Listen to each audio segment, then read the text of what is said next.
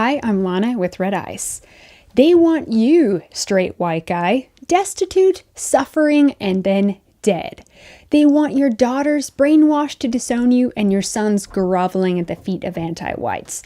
You know who they is. Let's take a moment to recollect upon just a few articles about straight white men, shall we?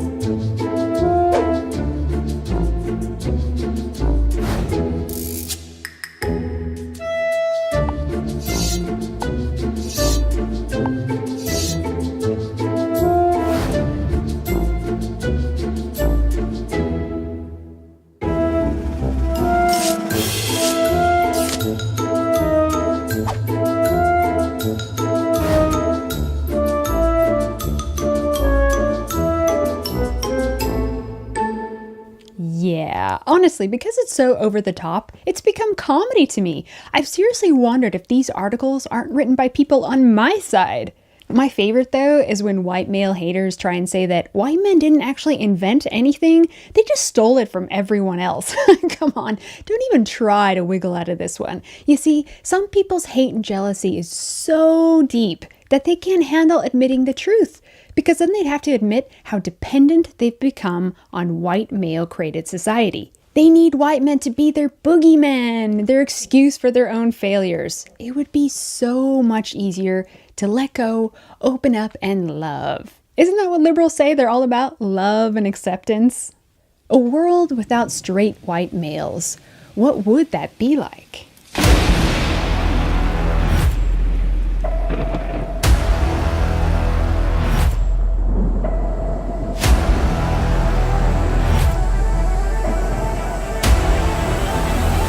Hell on earth.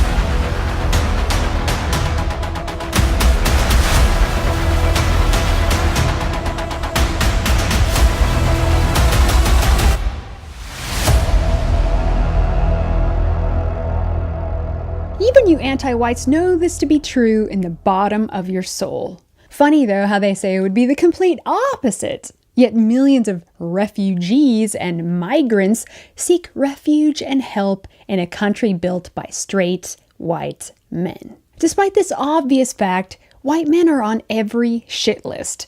As a straight white guy, come out loud and proud celebrating you and see what happens. Although Trump is president, we live in a leftist-dominated culture that says it's hip to bash white men, it's trendy, it's mainstream, it's common. It tells you just how tolerant white guys are, but it won't last. Anti-whites have become so bold, so arrogant that they're taking it way too far too fast. I should just kick back and watch the show because they're waking a sleeping giant, one that will not be conquered, a giant that will put an end to all this nonsense. All I have to say is thank you. Please keep pushing, keep poking, keep separating yourself because the inevitable will happen. The thing about white guys is that they take a lot of crap. They are very patient and tolerant until they aren't. Keep those blatant, hateful, anti-white male articles a-comin'. Because of it, even simple, decent, non-political white folks are seeing how there are deliberate policies to make us a minority anywhere we live. Policies intended to destroy us as a whole, as a united people. They're seeing how much unjustified, vicious, vile hatred there is for them simply existing. When people are in need, who do they call out to? Build us schools, give us clean water, feed us, heal us, protect us. Who do they call upon to have a better life? White guys. Despite all this, they're resented and hated for it, told they are the problem in the world, so they say the solution is for them to have brown grandchildren and surrender their countries. Well, while white male cucks and liberals fold, deep down they know it's wrong. They feel agitated. Their survival instinct is nagging at them. They may publicly go along with the anti-white male status quo, but they don't actually believe it. But there's an even bigger demographic of white males you haven't even heard from yet. The left lives in constant fear and paranoia of this reality. The men who quietly watch from afar, who work and mind their own business, but they see everything. This demographic will always exist, always has. While anti-whites try to speak into existence the disappearance and blending out of all white people on the face of the earth, it's a gutter dream. Not gonna happen. It's delusional to think that by 2060, all white people in America will be mixed race. Europeans will not go extinct. We will not disappear. We will not be blended out. We will never be replaced.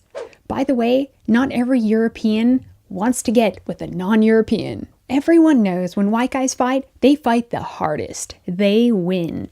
While the anti-white establishment is pedal to the metal, trying to shut down those who refuse white replacement in all white countries, people who oppose it haven't even started to organize.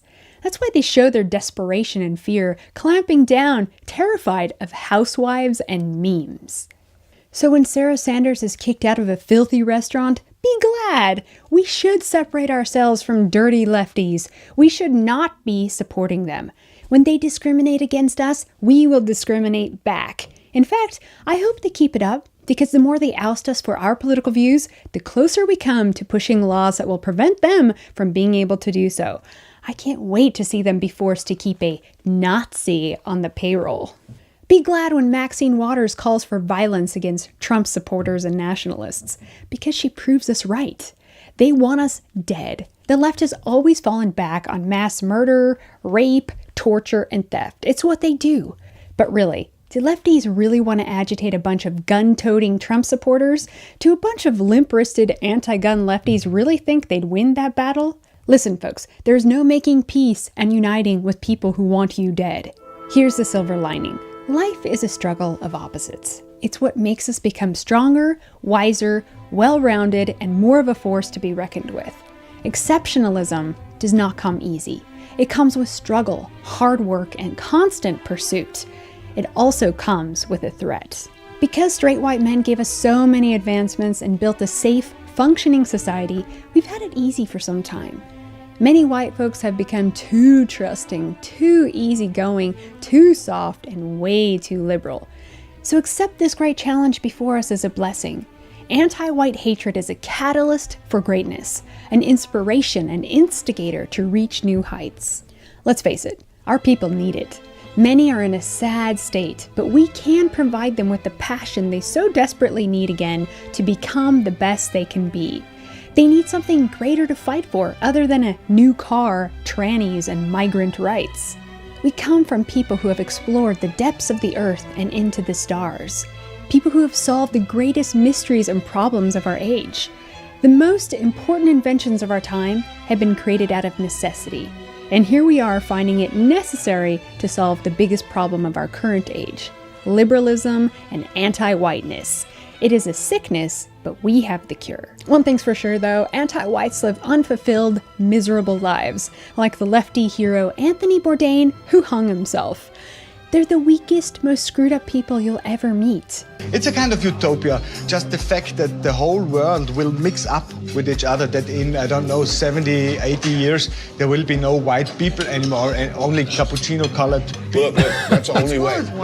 This is the only solution. This is my way of thinking. Mix up. It's our only hope. It's our way out of this. Yes. It's going to take some time, but it's really the only way. This sort of Singaporean model where everybody's so mixed up that you really don't know who to hate because everybody's so hopelessly intertwined, but we're a long way from that. In the end, all that liberalism and multiculturalism didn't bring him peace or fulfillment. It brought him depression and death. Very telling. Thank you, Red Ice members, for making this video possible. RedIceMembers.com is our exclusive website, the place to go if you want to help support us and get a little more. If you like what we do and want to help us even further, links to donate are in the description text to this video. You can also buy one of our many t-shirts made from soft, organic cotton. Head over to redice.tv/store. Much love, until then.